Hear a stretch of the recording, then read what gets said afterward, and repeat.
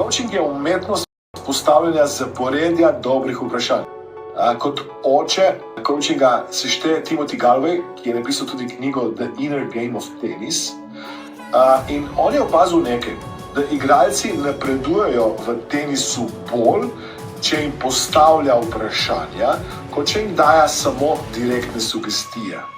In on pravi, da največje ovire, kar je on ugotovil pri športnikih, niso v tehniki, temveč v umu igralca.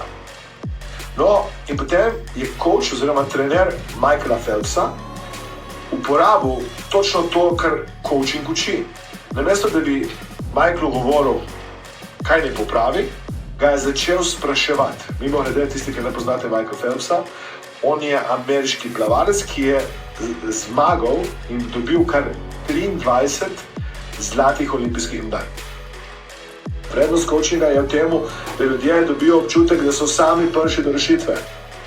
S tem imajo lastništvo med to idejo, med to transformacijo in so neprimerno bolj motivirani za transformacijo, kot če jim boste samo dali sugestije.